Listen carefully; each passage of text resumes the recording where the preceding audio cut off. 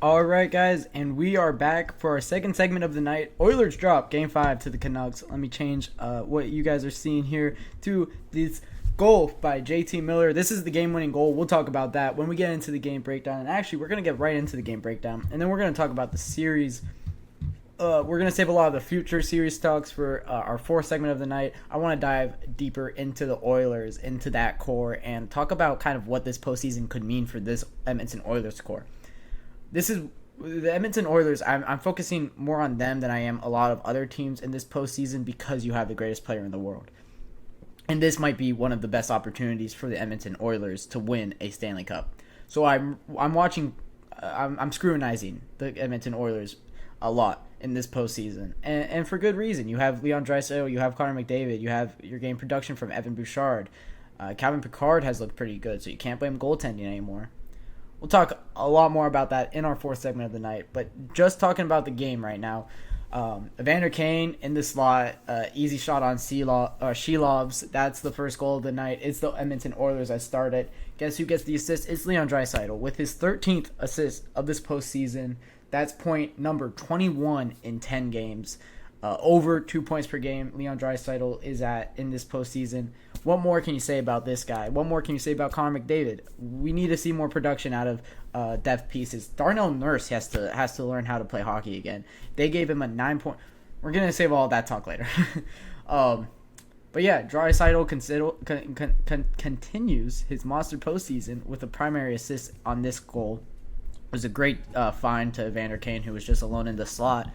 More alone in the slot players. We saw it a lot in the Rangers game 6. We're seeing it a lot in this game 5 here in Edmonton. A lot of players alone in the slot. You can't have that if you're a defenseman. And let me tell you, this crowd in Vancouver was amazing. I noted the crowd in Edmonton, and I said that there was a lot of Vancouver Canucks fans when the Vancouver Canucks tied that game up. When they had the empty net, it was loud in that arena. In Rogers Place, so it got very loud in Vancouver. Carson Soucy snipes this puck over Pickard. It's an unassisted goal. The puck just finds him alone. He's on the top right dot. He comes back from his 1-game suspension, and he immediately produces for the Vancouver Canucks. This is his first goal of this postseason. This might be, and I wouldn't be shocked to find out, this could be Carson Soucy's first ever postseason goal of his career. This is coming back from the 1-game suspension. Maybe he feels a little hard done by getting suspended. I might be, the incident, we talked about it. I don't think that it's really Carson Soucy's fault as much as it's Nikita Zadorov's fault. So I feel hard done, and he might have showed it in this shot, but let me tell you, the reaction he had after he saw this goal go in, he just goes straight to the crowd, and it's electric. You just love to see that if you're a Vancouver Canucks fan. And this team is a very fun team to root for, let me tell you. The Vancouver Canucks have great players. Their entire forward group is skilled, they're fast, they're young, and I think that the Vancouver Canucks can be contending for a very long time in the National Hockey League. They have shown a lot of flashes this year, and they're not done. They currently hold a 3-2 series lead on these Edmonton Oilers, and they can definitely get this one done here. So that's the goal, to tie it up. You have a cross-crease play from the Edmonton Oilers that get their second and final goal of the game. This is in the first period. They go 40 minutes of non-scoring. Janmark, this is his first goal of the postseason. For the Edmonton Oilers, they go 40 minutes not scoring, and they go the entire 60 minutes without a power play goal. And they had opportunities. I believe that they had 3 power play opportunities in this game to not score a goal. Is very unlike the Edmonton Oilers. It might be a little bit unfair that we're talking about this team like you're not scoring a goal. This is bad, or you're not scoring a power play goal. This is bad production out of your power play. When you look at every other team, they can go 0 for 4, 1 for 4, 1 for 4, 2 for 4, and then that's league average. But for the Edmonton Oilers, having that 45% power play percentage in these playoffs, you're expecting them to produce, and they did not get it done. And that's kind of what led them to dropping this game 5. It's very hard for the Edmonton Oilers. Now their back's against the wall. They're not going to be able to play as freely as they have going 2-2 in this game, even before that. It's a lot harder when your back's against the wall. But we've talked about it plenty in other series. The hardest game to win is that game, or is that fourth win in the postseason. As we see, the Florida Panthers might have just won the fourth game of the postseason. 1.5 minutes left in that game. The Florida Panthers score, and the Boston Bruins have an empty net, down 2-1. The New York Rangers might have found their opponent in the next round in the Florida Panthers, who probably, and there it is, that's the final. Florida Panthers beat the Boston Bruins 2-1 in Game 6.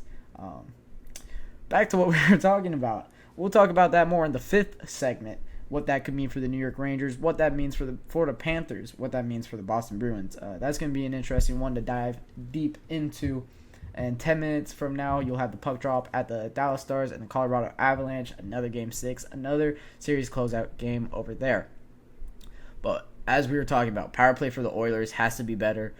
You need to get production from those guys. When Connor McDavid, Leon Draisaitl, Evan Bouchard, Ryan Nugent-Hopkins, and Zach Hyman are all out on the ice, they have to get production. And they didn't in this game.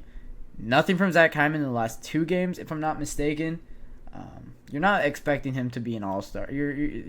50 goals was out of the blue for Zach Hyman, so you're not expecting him to be an all-star, but you are expecting to get a little bit more production than they have out of him in this series especially.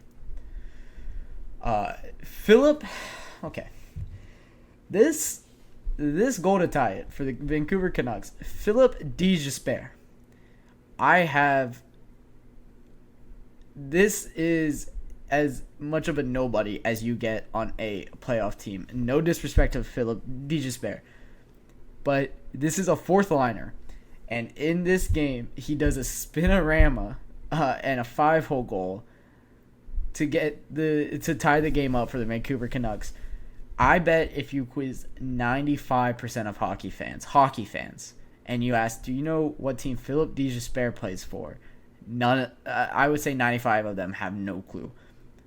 Getting production from depth forwards like that is great for the Vancouver Canucks. I was shocked when you see a forward that is classified as I don't want to say nobody, because nobody in the NHL is really a nobody, but when you see a forward that hasn't had the most established career in the NHL to do a move like that in the postseason, in the playoffs against the Edmonton Oilers, oh man, that is something to watch. So yeah, I mean, that was an insane goal from the fourth line. It was a great forecheck. He created the turnover in the offensive zone. That's what fourth lines are for, really. And he was able to do a spinorama to get the 5-hole goal past Calvin Pickard. And then 2-2 going down to the wire. It looks inevitable for overtime. Once again in this series, it looks inevitable for overtime. 31 seconds left. JT Miller. You see the goal on your screen right now. This is the first time in Stanley Cup playoff history that 2 games back-to-back were decided by last-minute goals. That is insane. That is an outrageous stat, and it is very impressive that the Vancouver Canucks were able to win this game. Were able to pull this one off. The Vancouver crowd were on fire after this one went in for JT Miller. And the Vancouver Canucks get their first line, were able to get it done in this one. Unlike the Edmonton Oilers first line, that's we talked about it with Edmonton Oilers not getting production from the first line. When it comes to the Vancouver Canucks, you are awarding the depth pieces that scored in this one with the final second goal. That was really the difference. I don't believe either team had a power play goal. Yeah, no team had a power play goal in this one. So it was just strictly 5-on-5 hockey. I talked about it, I think, Wednesday. I talked about it in my series breakdowns. The most important thing for the Vancouver Canucks in this series is 5-on-5. They have to win on 5-on-5 because they're going to lose on special teams. They're going to lose bad on special teams. In this game, 3-2, 5-on-5 goals. They win 5-on-5. They win the game. You want to see it a little bit more comfortable when it does come to 5-on-5 because they do outclass the Edmonton Oilers 5-on-5. They were the best team in the Western Conference for a reason. They're one of the best teams in hockey for a long long stretch of this season for a reason. Their 5-on-5, their forwards were amazing. Their 2D on the point were always really good. Carson Soucy getting a goal in this one, that's production out of a good defenseman. So it's a really good sign for the Vancouver Canucks, and I think that they're very confident going into Game 6. It's back at Rogers Place in Edmonton. I don't know how much home ice advantage really means when it comes down to these Canadian teams.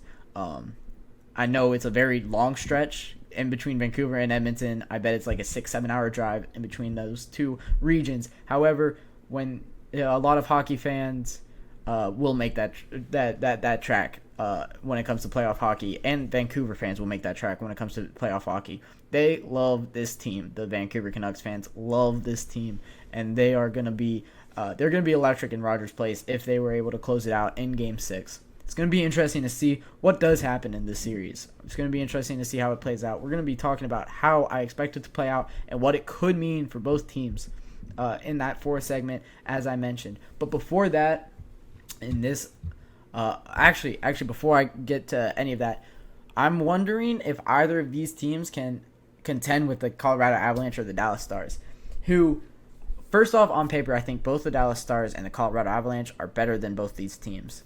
Secondly, I think that the Colorado Avalanche are so skilled, and I think that they just had a bump in the road when they lost Valeri Nichushkin. That was just a bump in the road for them. We saw that in Game 4, dropping that game. It didn't look like they had a prayer in that one, but in Game 5, they were able to turn back, win that one. I cannot wait to see who wins this Colorado Avalanche and Dallas Stars Game 6. I think if the Colorado Avalanche win this Game 6, I think the 3-1 comeback is completely on, and I think the Colorado Avalanche would probably make it out of the Western Conference if they win this series. This is a fun team. This is a great team. So I don't know if either of these teams can really contend. I think the Edmonton Oilers match up the best offensive-wise with the Colorado Avalanche. I think Connor McDavid is the only forward that can really contend against the greatness that is Cale Makar right now. So I'm going to be very interested to see who wins that Dallas Stars and Colorado Avalanche series, and then I'm going to be very interested to see if either of these teams are able to contend when it comes down to beating the Dallas Stars or the Colorado Avalanche. With all that being said, we're going to take our second break of the night, and when I get back, we have our third segment. Craig Berube is named the Maple Leafs head coach, what that could mean for the Maple Leafs, and what's next for them.